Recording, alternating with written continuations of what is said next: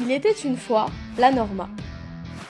Aux origines, une route tracée du lieu-dit Le Martinet au bord de la RN6 et qui s'arrête juste devant la chapelle Saint-Félix. Un restaurant, une billetterie, 3 téléskis. C'est à peu près tout et c'est déjà pas mal. Le 30 janvier 1972, c'est le début d'une folle aventure qui se poursuit aujourd'hui, 50 ans après. Voici son histoire, voici notre histoire. En 1970, François Bouvet et Pierre Rolando, les maires d'Avrieux et de Villarodin-Bourget, ont pour projet de créer la station de la Norma. Pour ce faire, les deux communes s'associent en constituant le 22 avril 1970 le syndicat intercommunal d'Avrieux-Bourget-Villarodin, SIABV, dont les missions consistent à gérer, développer, animer et commercialiser la station et ses remontées mécaniques. François Bouvet sera le premier président du syndicat.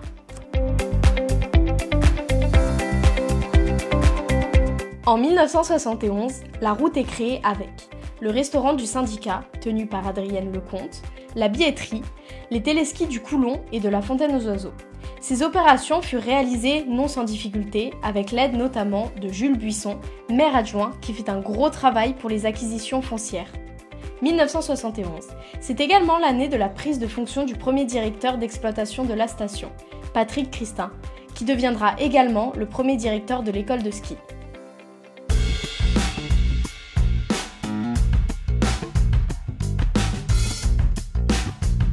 En ce 30 janvier de l'année 1972, c'est le lancement officiel de la station avec son inauguration. Sont présents Monsieur Pierre Dumas, ancien ministre et député de la Savoie, Monsieur Jean Blanc, sénateur de la Savoie, Monsieur François Bouvet et Pierre Rolando, respectivement maires d'Avrieux et Villarodin-Bourget.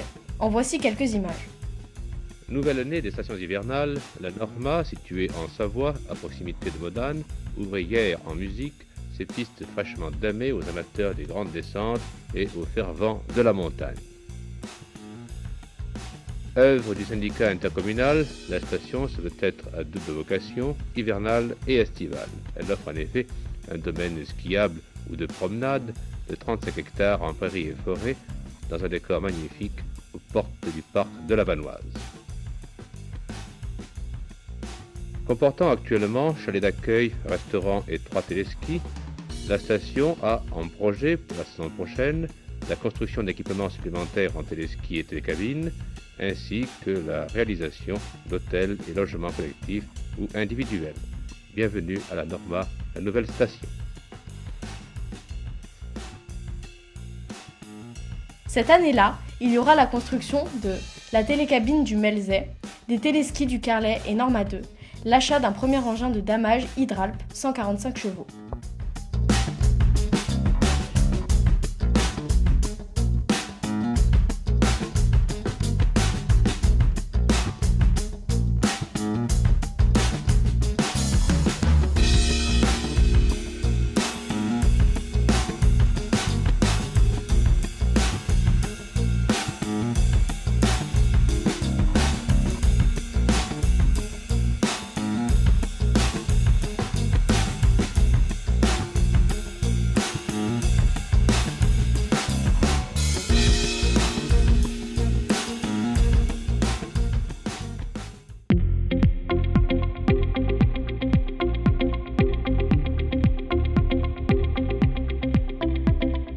En 1973, suite à des dissensions concernant le souhait de fusion des communes d'Avrieux et de Villarodin-Bourget par le maire François Bouvet, le conseil municipal d'Avrieux démissionne et de nouvelles élections ont lieu.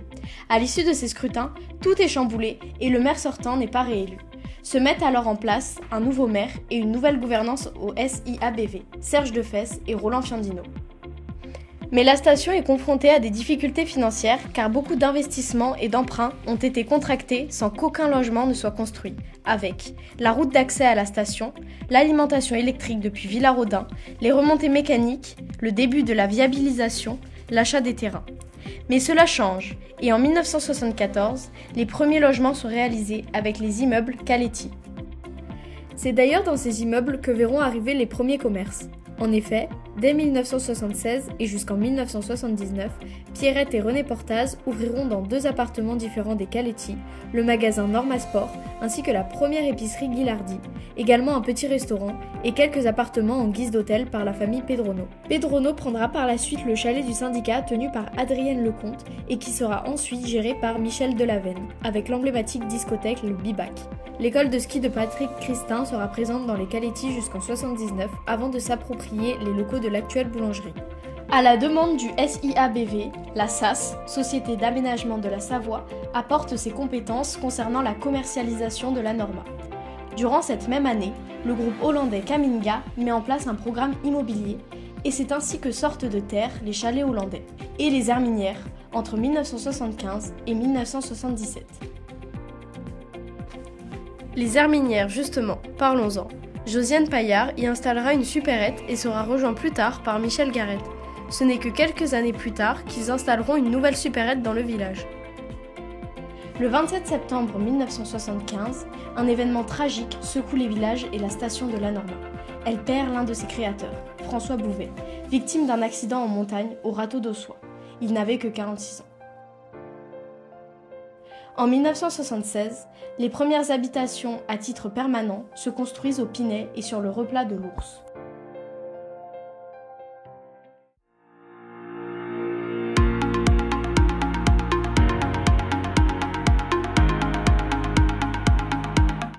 « 1977, c'est l'année du changement de statut de l'association sportive d'Avrieux.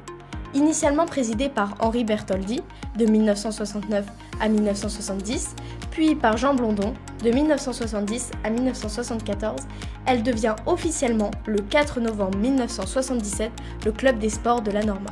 C'est le président Benjamin Margueron qui fera la transition et sera le seul président des 2 associations de 1974 à 1982. 1977. C'est aussi la prise de présidence du SIABV par Louis Martin jusqu'en 1986. Puis suivra Georges Butard de 86 à 87.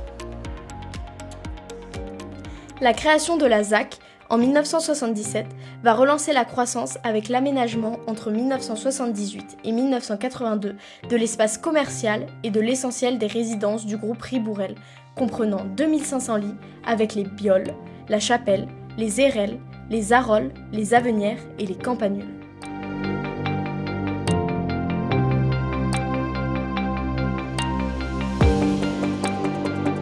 Petit à petit, les structures se mettent en place et c'est en 1978 que les premiers statuts de l'ESF sont déposés par le directeur Patrick Christin ainsi que Guy Chenal, Jocelyne Buisson, Gilles Brenier et Jean-Noël Damevin. En 1979, Georges Loza ouvre son restaurant d'altitude au sommet du Melzet et 3 nouvelles remontées mécaniques sont implantées. Le télésiège du Tétra, le téléski des Marmottes, le téléski du Pracara. Albert Dupré, qui était chef de chantier chez Pingon et Mécager et qui avait participé à la construction des premières remontées mécaniques de la station, reviendra en 1980, mais en tant que directeur d'exploitation.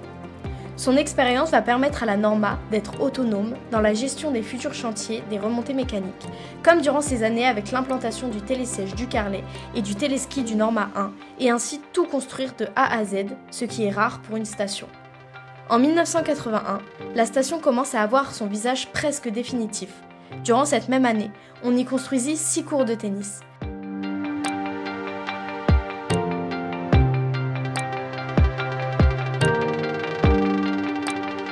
La création de l'Office de tourisme arrivera en 1982, avec Hubert Buisson comme premier directeur jusqu'en 1988.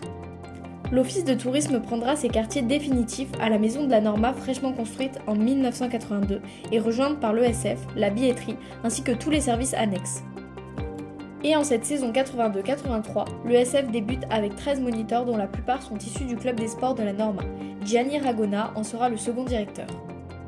Cette même année, Benjamin Margueron cédera sa place de président du club des sports à Claude Vincendet. La première moitié des années 80, c'était également le temps où dans le ciel se côtoyaient les aigles royaux et une étrange aile delta. C'est le fondateur du vol libre vanoise, Gérard Tépaz, qui a marqué le ciel de la station durant de nombreuses années, aidé par ses amis, Éloi, Robert et Lucien, à monter cet oiseau de fer dans un œuf de la télécabine. L'image est symbolique et il laissera des souvenirs comme l'arrivée rocambolesque du Père Noël Charvoz Henri le soir de Noël. L'aile Delta et ses deux occupants s'étant écrasés sur le côté de la toiture de la télécabine. Malheureusement, Gérard nous quittera en 1985. 1984 verra la diffusion sur FR3 d'une publicité sur la station sur fond de l'opéra de la Norma interprétée par Maria Callas. Cette publicité avait à l'époque reçu une distinction dans sa catégorie.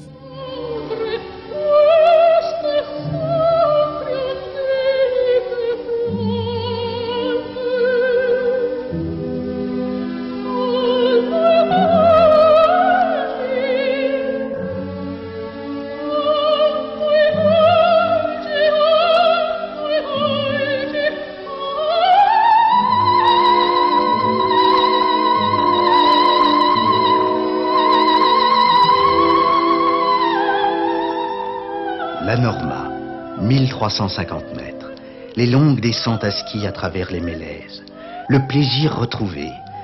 Venez applaudir la Norma en Savoie, le grand air de la neige. 1984, les hivernants pourront profiter d'une vraie patinoire, aujourd'hui occupée par le chalet ESF. Elle ne restera que quelques petites années avant de revenir début 2010 pour la saison d'été, en patinoire synthétique près des tennis.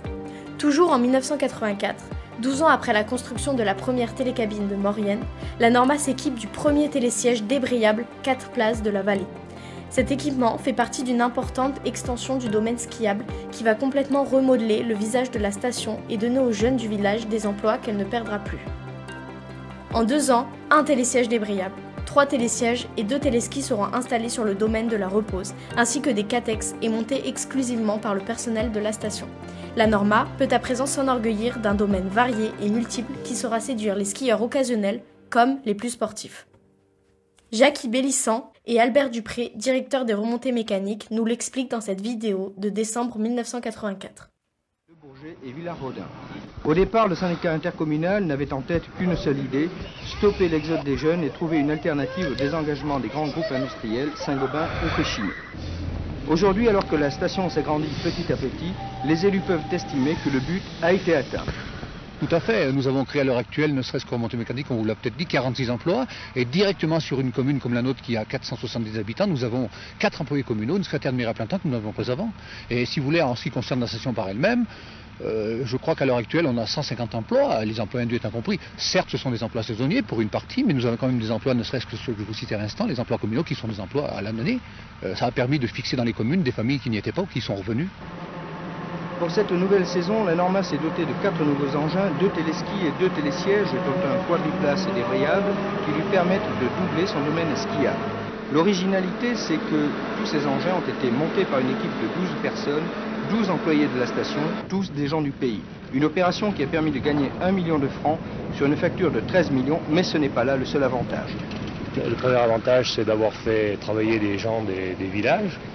On a embauché 5 personnes supplémentaires pour construire ces appareils.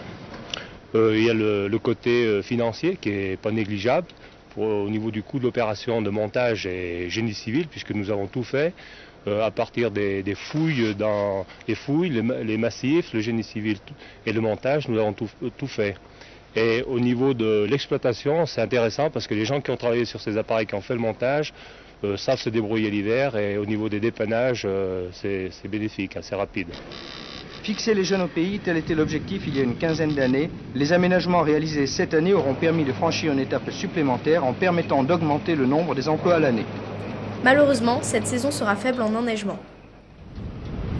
Non loin de là, la Norma, à 1350 mètres d'altitude, n'est pas non plus épargnée par le manque de neige. Cette année, la station a fait un effort considérable pour se développer son domaine skiable. Or, depuis 1964, l'enneigement n'a jamais été aussi faible. Cette année, nous avons fait un investissement énorme. Les collectivités locales ont fait un investissement tout à fait énorme, aussi bien au niveau donc remontée mécanique, avec le nouveau domaine skiable de la Repose, et aussi notamment avec la publicité. On a donc tout axé sur cette saison et il faudrait absolument que février soit très bon au niveau de l'enneigement, car au niveau de clientèle, nous n'avons pas de problème, nous avons le plein en février. Peut-on dire qu'on puisse venir skier en février à la Norma? Pour le moment, il n'y a aucun problème. Pour le moment, ça skie sur la partie haute de la station, donc jusqu'à 2750 mètres, nous skions. Heureusement qu'en altitude, on peut pratiquer le ski car l'étendue du domaine est impressionnante. Mais les moniteurs ne feront pas recette cette année. C'est un manque à gagner non seulement pour les moniteurs, qui travaillent, il faut bien le dire, sur 4 mois, mais pour l'école de ski, donc on sera obligé de limiter énormément nos investissements pour la saison 85-86, c'est évident. Combien êtes-vous de moniteurs ici? On est 19 moniteurs permanents et on arrive à tourner entre 30 et 35 en période de vacances. Alors s'il n'y a pas de neige, vous les renvoyez chez eux? Non, on espère toujours il va neiger d'un moment à l'autre, mais pour l'instant on essaie de les garder tous, c'est évident, en organisant des balades hors piste, des balades raquettes, du ski de fond, etc. Si aucune annulation, fort heureusement, n'a été enregistrée à l'approche des vacances, les hôteliers et les restaurateurs n'ont pas fait jusqu'à présent une bonne saison. Pour le moment, nous sommes à 50% en dessous du chiffre d'affaires normal, ce qu'on fait l'année dernière, à cette époque. Manque de neige? Il n'y en a pas du tout, alors. Enfin pas du tout, il n'y en a pas du tout en bas. Heureusement, on peut tourner sur la partie haute de la station qui nous arrange. Restaurant d'altitude, mais pas snack? Non, traditionnel, surtout, pas de snack ici. Alors, tombera-t-elle cette neige tant attendue? Pour la Norma ou pour Ossois, ce serait une véritable bénédiction.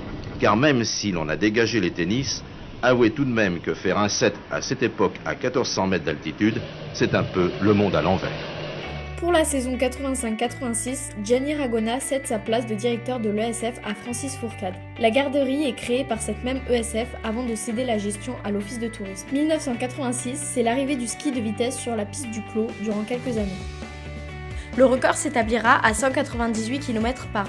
La Norma aura 4 ambassadeurs, avec Éric Vincendet, 221 km/h, qui sera ouvreur au JO d'Albertville, Gérard Henry, 206 km/h, Gilles Margueron et Christophe Charvoz.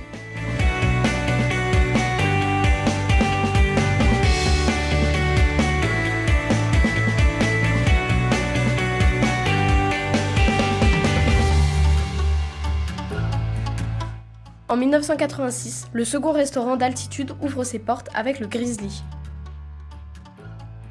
Durant cette décennie, les étés n'étaient pas en reste. Les festivités du 14 juillet, organisées conjointement entre le Club des sports de la Norma et la SHM, attiraient les foules. Mais l'idée qu'ont eu Patrick Christin, Jean-Marie Fugain et Hubert Busson ont donné un coup de fouet à ces saisons estivales, le festival de musique et de danse sur le thème du grand air.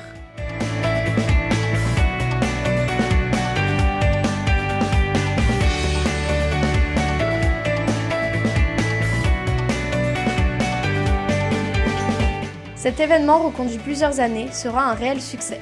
Mais durant toutes ces années, on avait droit également à des rallyes surprises, les montées cyclistes chronométrées de la Norma, les tournois de tennis avec Gianni Ragona, les animations diverses, les pots d'accueil avec les 15 à 20 musiciens de l'élan du Bourget. C'était juste incroyable.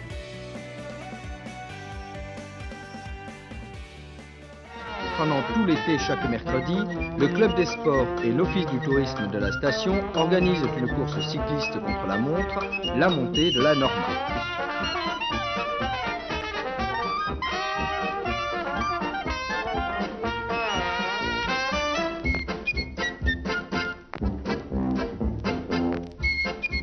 Attention, sa grimpe est dure. 8% de pente en moyenne sur 2000 mètres. Et croyez mon expérience, les mollets sont durs à l'arrivée et le souffle plutôt court, surtout lorsqu'on manque d'entraînement. Le temps à battre est de 4 minutes 59 secondes. Ce temps a été fait par Van der Poel. Bien entendu, c'est celui qui fera le meilleur temps, celui qui rapprochera le plus le temps de Van der Poel. Car nul doute que pour faire plus fort, c'est pas sûr qu'on trouve quelqu'un amateur, bien sûr. Bien, et dites-moi Hubert Busson, tout à fait entre nous, combien vous avez mis pour la montée tout à l'heure? Bien, j'ai un petit peu honte à le dire, mais je fais pas de vélo, alors j'ai mis quand même 10 minutes pour monter. Restons encore un instant dans ces années 80. S'il y a un homme qui mérite une attention particulière, c'était bien Jean-Marie Fugain. Originaire de Montgenèvre, il aimait la montagne et c'est là qu'il a eu l'opportunité d'acheter un appartement à la Norma, tout près des Mélèzes, comme dans son pays natal. À la Norma, avec le grand cœur qu'on lui connaissait, il a donné sans compter, très actif et toujours prêt à épauler Hubert Buisson, qui était directeur de l'office de tourisme de la Norma. Correspondant du Dauphiné libéré, il a beaucoup écrit d'articles afin d'informer la population sur le développement de la Norma. Jean-Marie était un humaniste né, un artiste d'une gentillesse exemplaire, un homme au grand cœur. Dessinateur hors pair, on lui doit de nombreux logos de la Norma, le premier plan des pistes, des dessins utilisés en première de couverture sur les publications de la station et de très nombreux tableaux qui laissent une trace indélébile de son passage. Il avait trouvé cette formule parfaite pour la Norma. Dans le cœur des stations savoyardes, la Norma joue le grand air de la neige. Nous continuons dans les personnalités fort appréciées. Le père Alexandre Tour.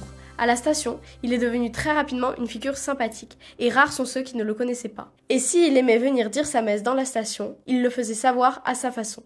Chaque samedi, profitant du progrès, depuis la piste de la Fontaine aux Oiseaux, il retransmettait le son des cloches d'Avrieux à l'aide d'un magnétophone amplifié et d'un porte-voix.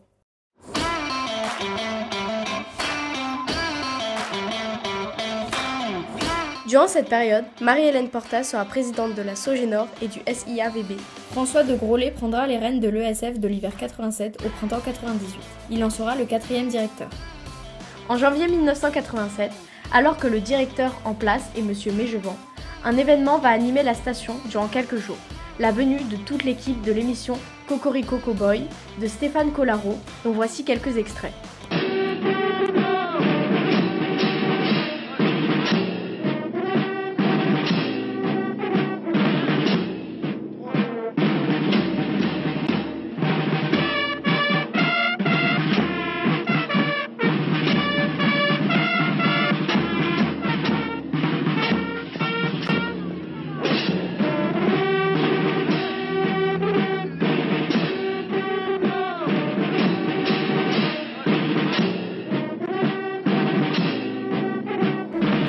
Mais cela ne cache pas un problème inquiétant qui va toucher la station. En effet, depuis 1986, les stations de sport d'hiver sont entrées dans une période critique et la Norma n'est pas épargnée.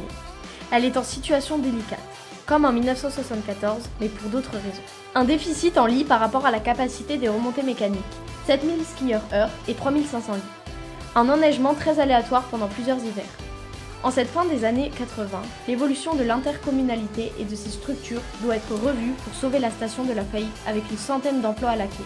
Et donc, le 1er janvier 1989, sous la présidence de Marie-Hélène Portas, le district de la Norma est créé et remplace le SIABV avec des compétences élargies.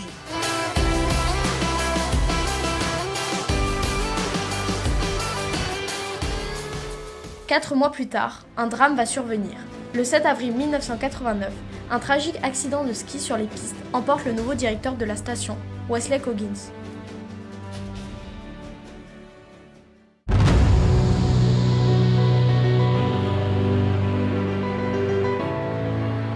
Durant cette période, vont se succéder comme directeur de la station Joël Perriand, Patrick Cosa, Éric Dournon et à la gestion de la station Roland Fiandino, ainsi que Christian Saki, qui sera également président du district et de la maison du tourisme. Début 1990, il est temps de faire le point sur la fréquentation des vacances de Noël. Pour la première fois, l'adjectif cosy est associé à la Norma dans une interview avec le directeur de l'époque, Joël Perriand. Bon, on est en fond de vallée, mais on est aussi à 4h30 de Paris par TGV, qui vient à la Norma une bonne proportion de clientèle étrangère, je crois supérieure aux stations comparables, à savoir beaucoup de Hollandais bien entendu, je dis bien entendu parce qu'ils sont un peu chez eux ici, ils ont beaucoup construit, des Anglais grâce à l'effort fait avec les tour operators, des Italiens bien entendu puisqu'ils sont aussi chez eux, sont nos voisins, ils font partie de la famille, des Belges beaucoup et des gens qui aiment le côté station familière plus que familiale, station comme ils disent eux-mêmes cosy. On se sent très vite chez soi, on connaît très vite tout le monde à la Norma.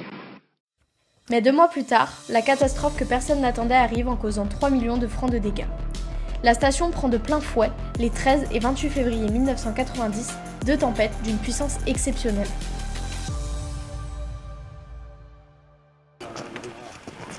Ça a donné un coup de fouet là mon pote. Et quand ça s'est couché là, alors le câble il a déraillé de ce côté et ça a forcé sur la joue et puis ça l'a... sur la joue, oui. Mais ça c'est ce qui tient le caoutchouc, hein. C'est pas la solidité de la poulie ça. Hein. Ouais.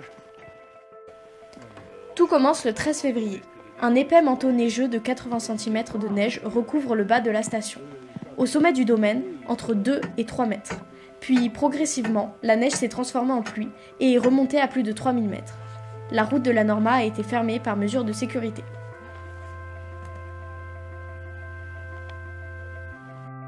Il s'ensuit une gigantesque avalanche qui est partie de la pointe de la Norma pour mourir au sommet du téléski des Granges et remplir complètement le couloir du Saint-Joseph jusqu'à l'arrivée du télésiège débrayable.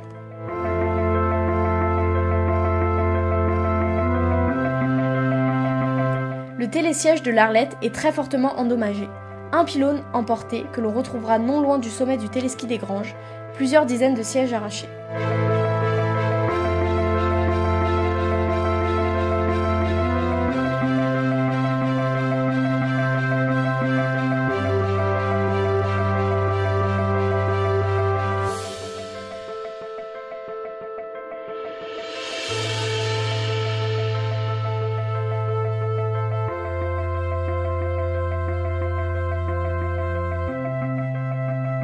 Mais la station n'a pas baissé les bras, et même avec le télésiège de l'Arlette hors service, elle a mis en place un système de navettes avec les engins de damage pour monter les skieurs rejoindre le télésiège du Clos.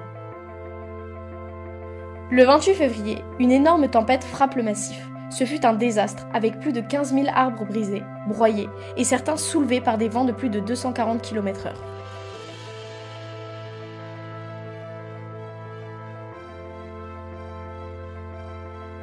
La presque totalité des remontées mécaniques fut impactée. La cabane du Norma 2 est pulvérisée et le dernier pylône est plié à l'équerre. Le dernier pylône du télésiège du Clos, plié également. Des arbres sont sur quasiment toutes les lignes des remontées mécaniques. Le catex a été détruit. Mais les permanents se sont dépensés sans compter et les remontées mécaniques réparables ont repris du service seulement 3 à 5 jours après la tempête. Un véritable exploit. Et après avoir commencé à digérer ces mauvaises années, avec beaucoup d'incertitudes, la station repart de l'avant. Pour la saison 90-91, la commune d'Avrieux investit dans la pierre et fait construire l'UCPA.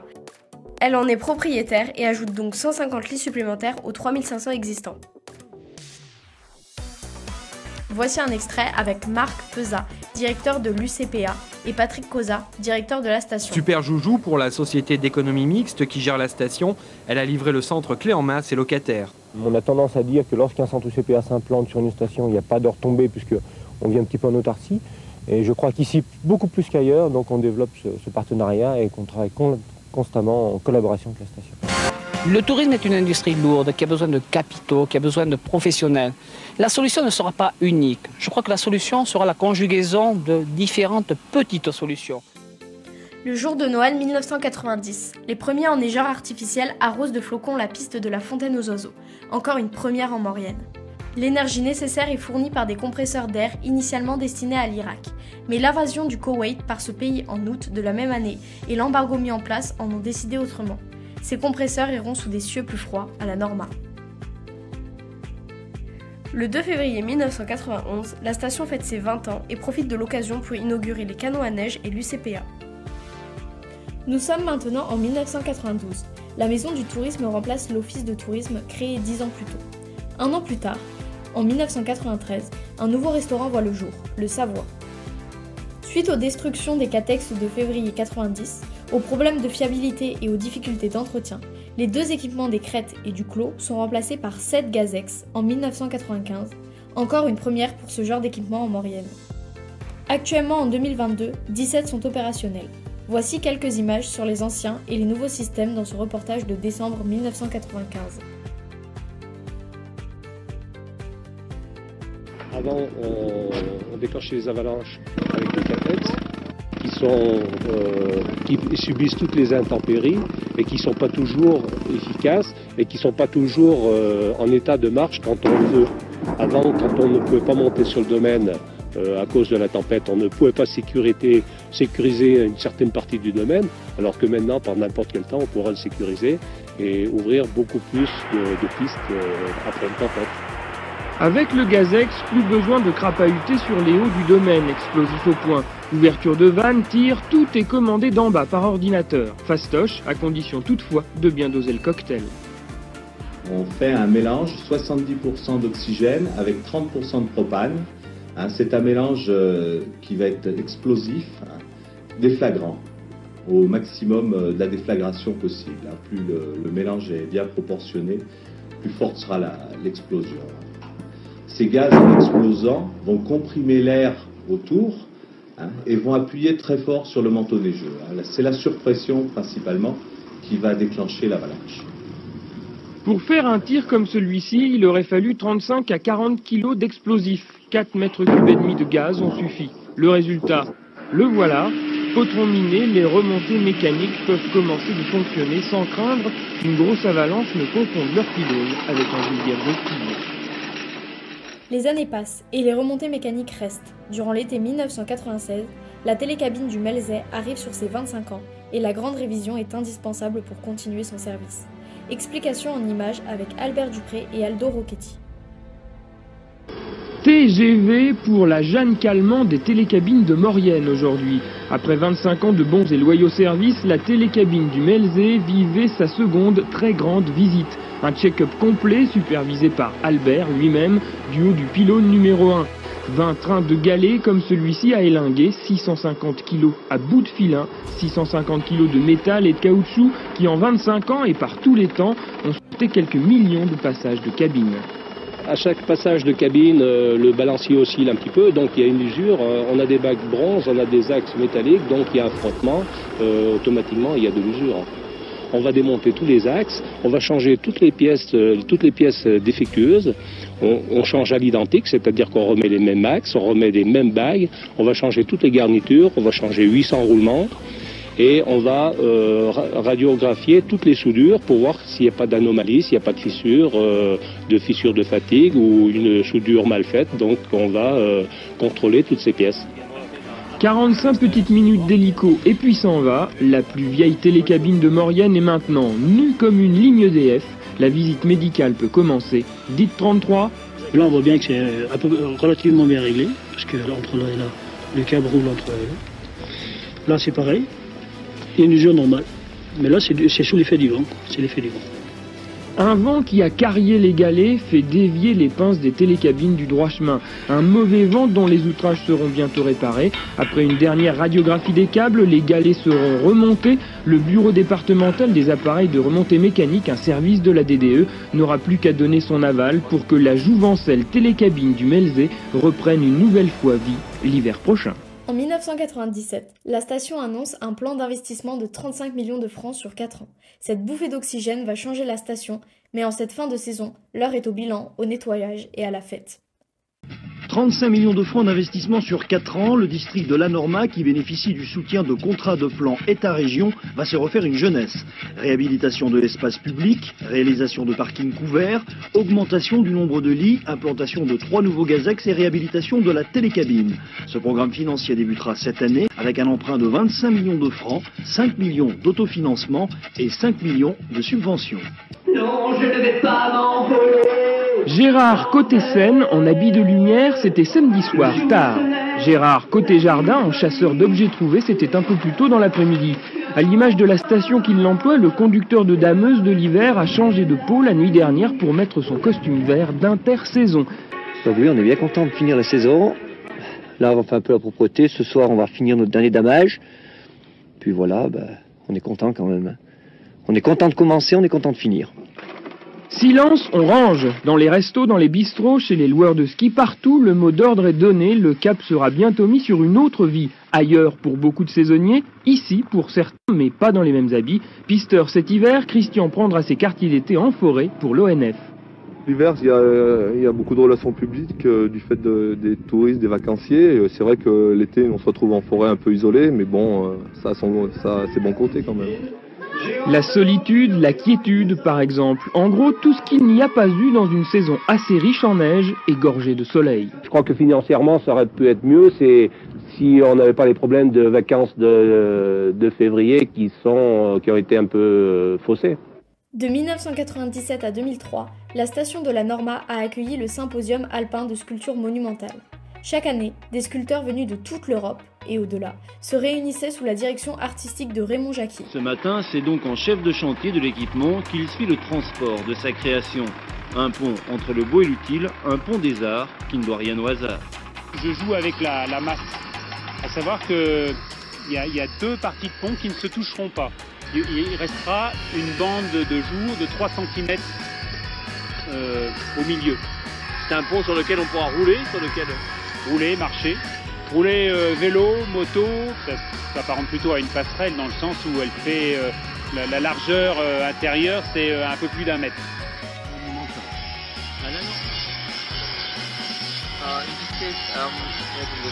Cela représente le soleil qui brille. Ici, ce trou symbolise le disque du soleil qui s'élève.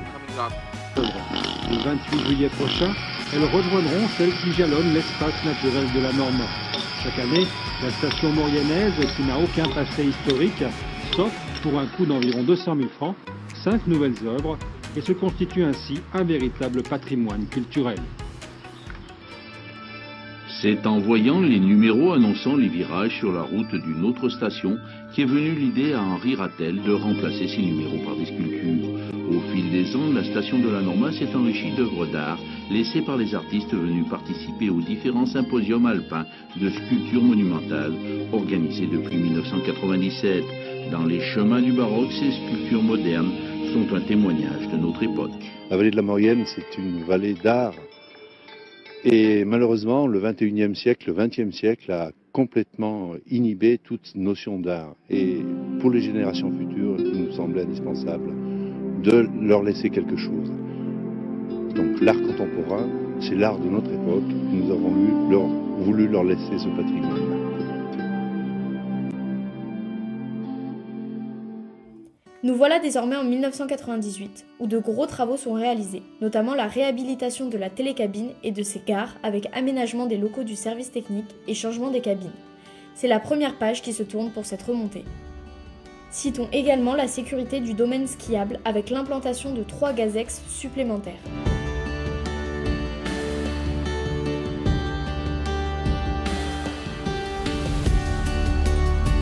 L'amélioration des débits sur le domaine réservé aux débutants avec la mise en service de l'ancien Pracara aux côtés du téléski des Granges sur le plateau de la Repose.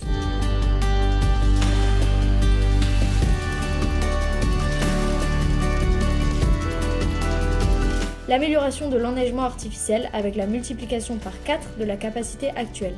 La création d'un lac réservoir l'hiver et aménagement ludique l'été. Durant la dernière décennie, 1990-1999, une campagne à long terme d'amélioration des pistes a été mise en place. Des points d'ancrage pour les engins de damage ont été installés, ainsi que la création des pistes des perdrix, des crêtes et des piniers. L'été, 2 grands événements incontournables attirèrent les foules.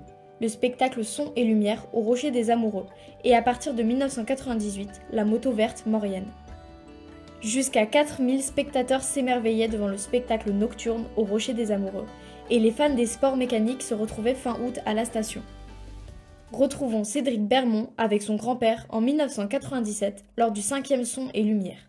À suivre également une vidéo sur la moto verte maurienne.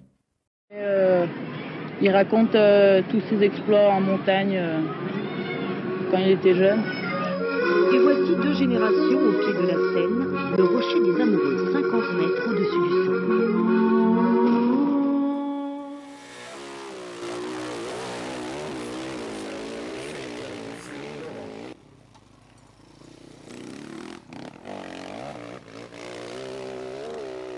Il faut trouver un juste compromis, qu'elle soit un peu pauvre en bas et qu'en haut elle soit à la limite d'être trop riche. Puis au niveau temps, bon...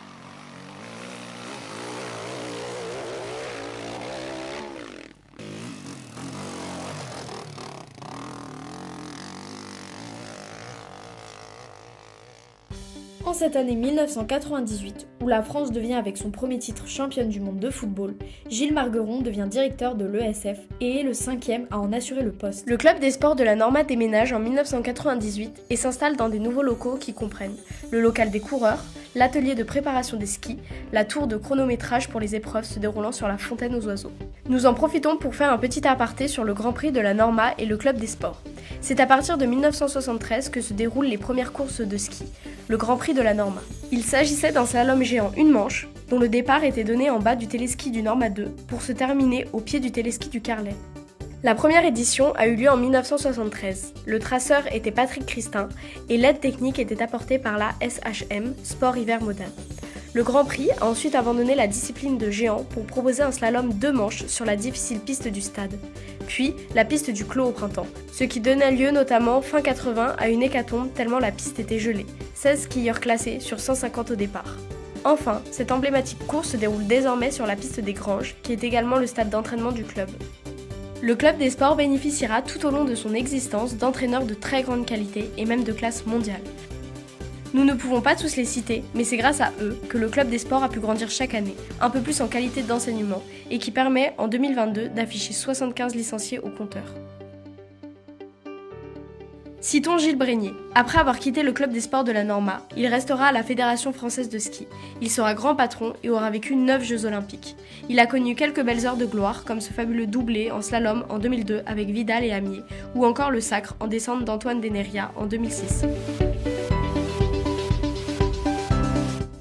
Jacques Théolier, après avoir appris son métier d'entraîneur chez lui à la Norma et à Valfréjus dans les années 1980, avait ensuite rejoint le staff de la FFS pour diriger des athlètes vers les podiums de Coupe du Monde, mondiaux ou olympiques, avec Christelle Pascal et Laure Péquenot, puis Jean-Baptiste Grange et Julien Liseroux lors d'une saison 2008-2009 inoubliable.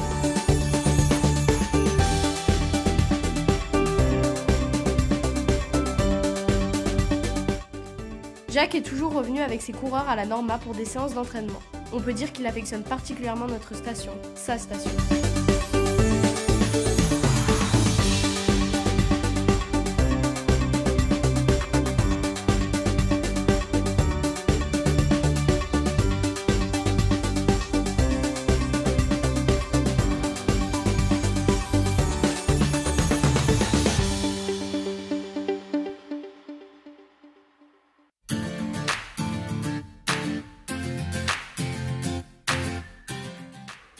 Durant cette période, Christelle Plat, Christian Sacchi et Joël Portaz seront présidents des différentes structures de la station et d'intercommunalité.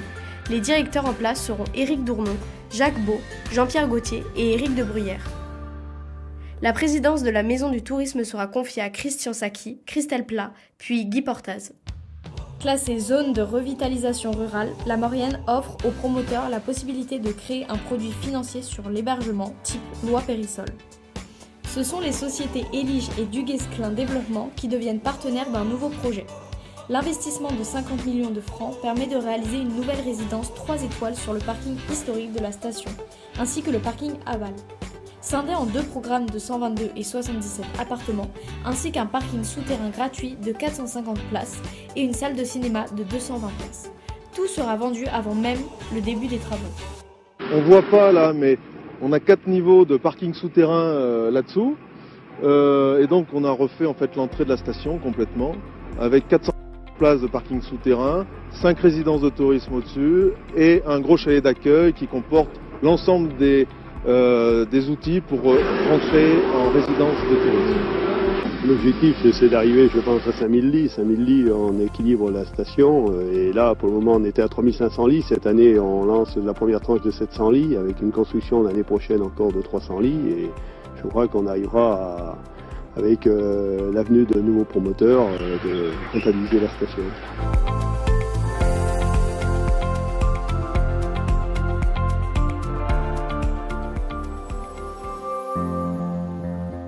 Le 20 mai 2000, Guy Favre, alors moniteur de ski à l'ESF de la Norma, décède dans une avalanche sur le secteur de Chamonix. Il n'avait que 46 ans.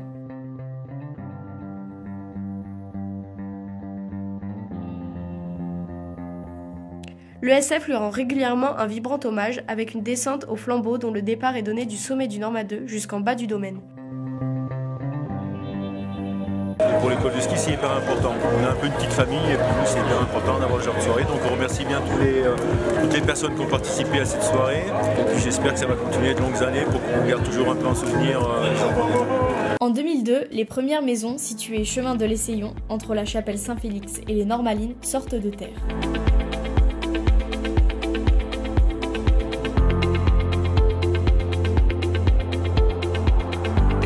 Cette même année, création de 3 surfaces commerciales situées entre le départ du télésiège de la Repose et le commerce Le Savoie, porté par des particuliers. Reprise du départ du télésiège de la Repose avec création d'un local regroupant au rez-de-chaussée un cabinet médical, un local pour vente de forfaits remontées mécaniques, un local pour transformateurs et ordures ménagères et à l'étage, 2 appartements pour le logement des saisonniers ainsi que l'extension de 4 commerces existants. Durant les années 1999-2002, la Norma entre dans l'ère du numérique et intègre les différents services en ligne avec les gestions des réservations, la création d'un site internet ou encore la location des appartements.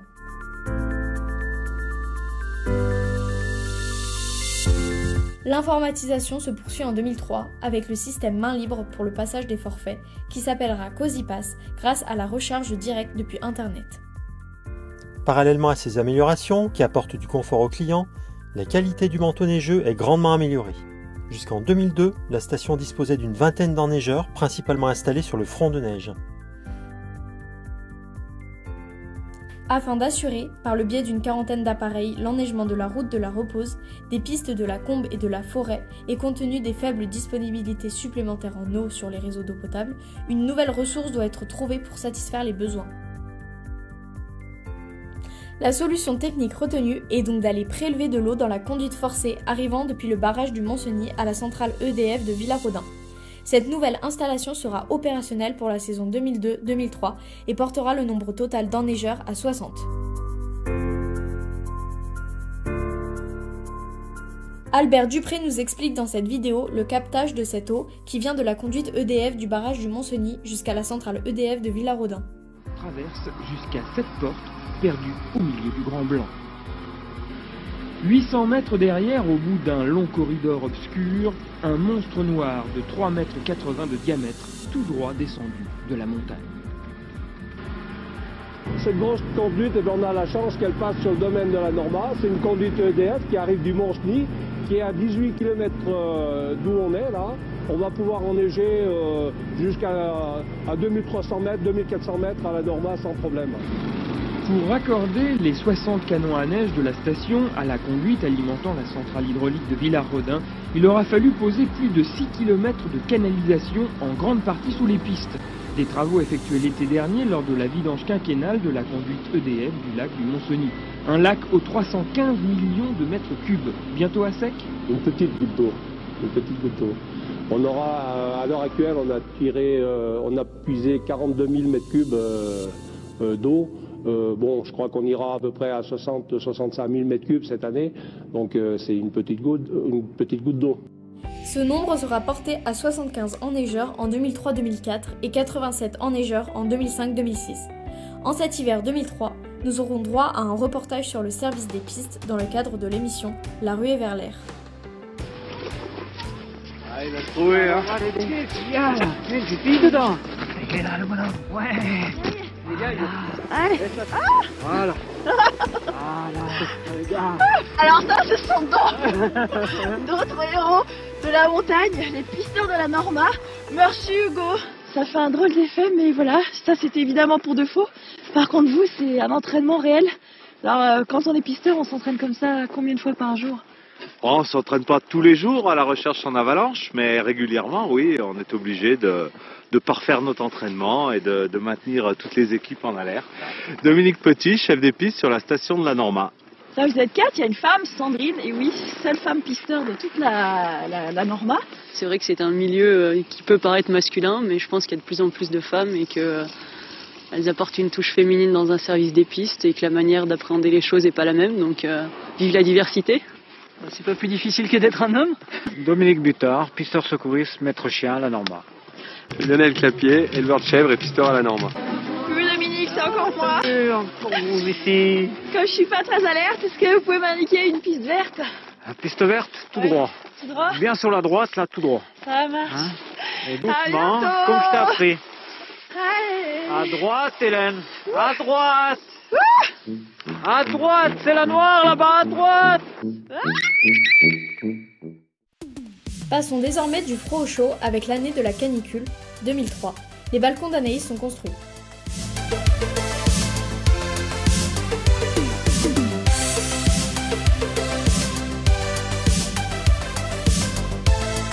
Durant l'été 2004, un pôle enfant comprenant garderie et centre aéré est créé dans le prolongement de la maison de la Norma, offrant de vrais locaux avec la garderie Les Lutins pour les 3 mois à 4 ans et le club enfant Les Diablotins pour les 5 ans à 12 ans.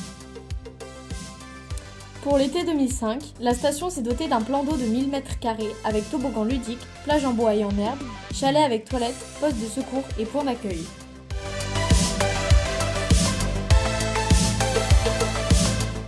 Cet été 2005, l'ESF a investi dans un chalet en fuste pour l'espace enfant de 3 à 5 ans.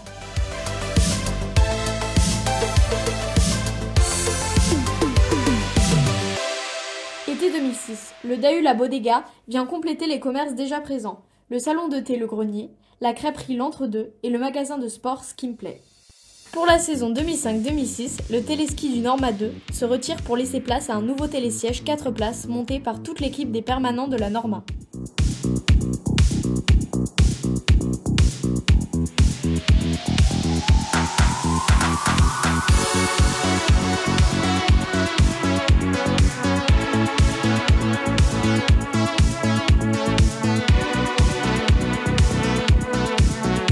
En 2005, construction de la première tranche des chalets du Petit Bonheur pour une livraison l'année suivante en février 2006 et seconde tranche en décembre 2006.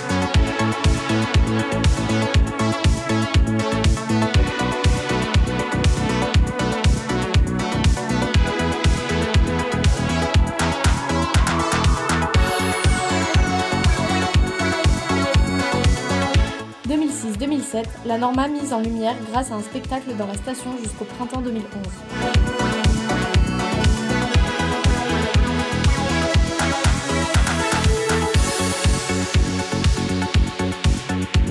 L'ambition de devenir la station de la lumière.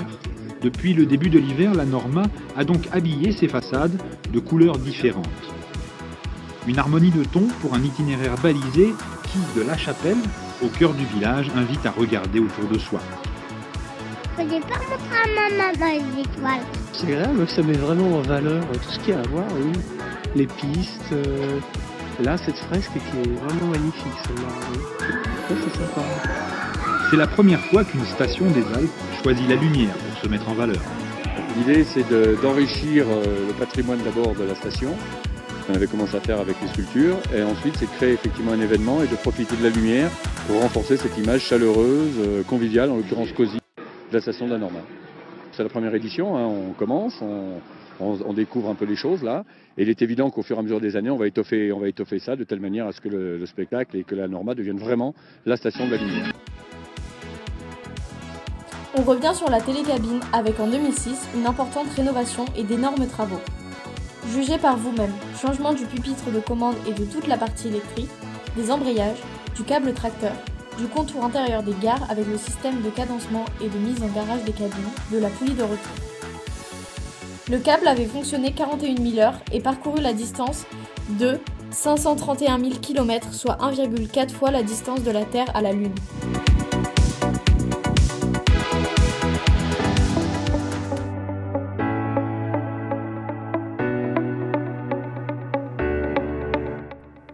Durant cette période, Marcus Schlatman est recruté pour le poste de directeur de la station et à l'automne 2021, c'est Alexandre Goyet qui prend la relève. À la Sogénor se succéderont Henri Rattel, Bernard Collet, Jean-Claude Raffin. Toujours à la Sogénor, Grégory Lafont sera directeur d'exploitation de la Norma de 2017 à 2018, puis s'ajoutera Val Fréjus en juillet 2018. Antoine Plat sera président de la Comcom. Pendant toutes ces années, 2007-2021, un travail considérable a été entrepris pour la modernisation des remontées mécaniques. Démontage des marmottes, des granges, du Tétra, du Norma 1, du jardin d'enfants, du Saint-Joseph, remplacement des avenières, de la fontaine aux oiseaux, de la combe, des mélèzes, des granges, du Saint-Joseph, du télésiège du Carlet, ainsi que la rénovation du télésiège de la Repose de l'Arlette.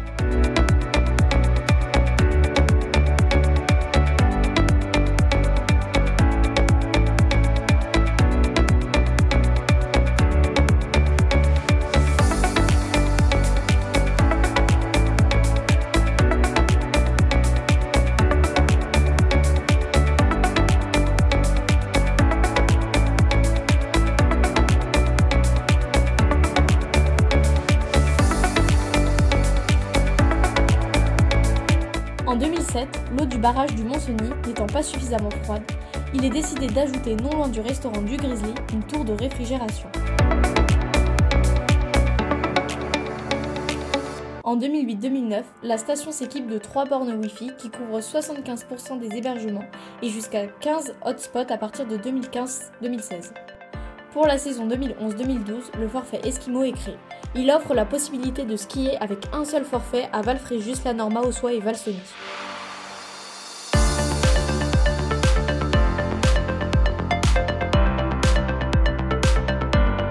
Du côté du club des sports, ça bouge, puisqu'après 34 ans de présidence, Claude Vincendel laisse la place en 2016 à Thierry Soulier.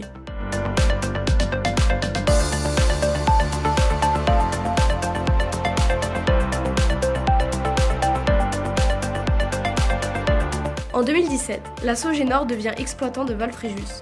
Par la mutualisation des compétences, du personnel, des bonnes pratiques, ainsi que le partage d'expériences et une offre diversifiée, il en ressort une structure plus forte et qui a plus de poids commercialement.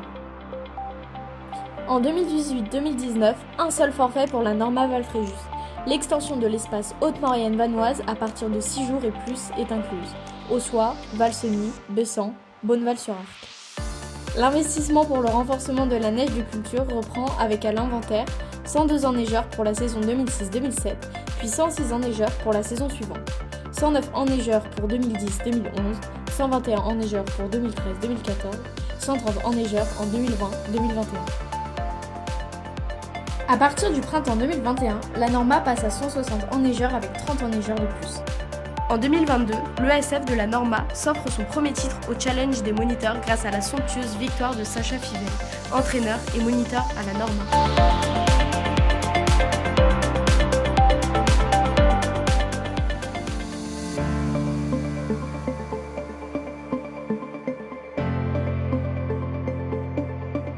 La télécabine Poma, de 4 places, a tiré sa révérence après 50 ans de bons et loyaux services. Au programme, un appareil moderne adapté à l'hiver et à l'été.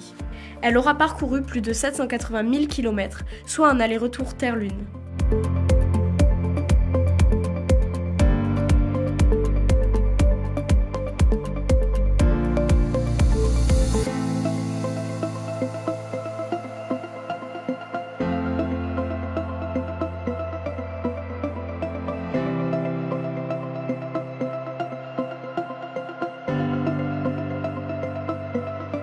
La nouvelle télécabine 10 places d'Opelmeyer est un investissement à long terme qui pérennise toute l'activité de la station. Son débit est doublé par rapport à l'ancien équipement. Dotée de 25 cabines Oméga 5 à 10 places, c'est idéal en famille, entre amis ou avec son vélo. Elle a le confort d'utilisation pour les clients en été comme en hiver. La gare de départ et d'arrivée sont quasiment au même emplacement, mais la ligne est plus haute que sur le précédent appareil. La vitesse passe de 3,6 mètres par seconde à 6 mètres par seconde, soit 13 km/h à 21,6 km/h. Le temps de montée est presque divisé par 2. Le Norma Loops est le premier manège de la station. C'est parti pour une descente de 900 mètres entre les arbres de la forêt de la Norma avec 10 virages, 6 passerelles pour franchir la route et 3 vrilles complètes à 360 degrés. Un équipement ultra ludique pour un maximum de sensations. Cette nouvelle luge est accessible toute l'année.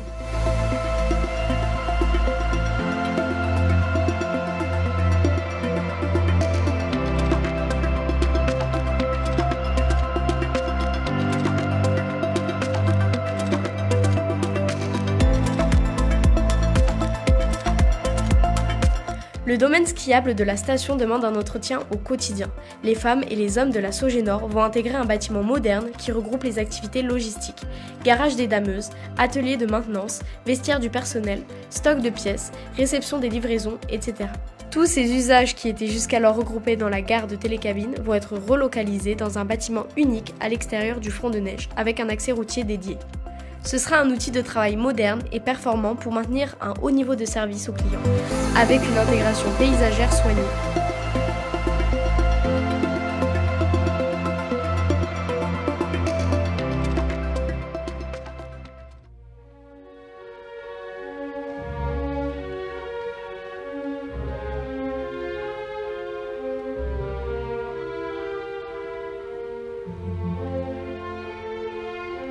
Seul le temps permet d'acquérir expérience et sagesse, et peut-être que ce qui est vrai pour les hommes l'est aussi pour leur réalisation. Après les premiers emballements sont venues les déceptions, les obstacles, les crises, mais aussi de nouveaux motifs d'espoir et de réjouissance. Les hauts, les bas, la neige à foison et les hivers trop secs, les étés pluvieux et d'autres rayonnants. Que d'énergie il a fallu pour traverser toutes les tempêtes, se ressourcer au moment d'accalmie, et combien de personnes ont été nécessaires pour affronter toutes les étapes qui ont constitué l'histoire de la Norma. La forme naturelle de ce vaste plateau d'altitude vient renforcer la sensation de cocon confortable, merci à la nature. Alors pour tout cela, merci. Merci aux pionniers, merci à tous les acteurs, aux collectivités locales et territoriales, mais également merci aux hivernants et estivants de Hollande, de France, d'Italie et d'ailleurs. Tous ensemble et tous unis, nous serons plus forts pour que vive la Norma.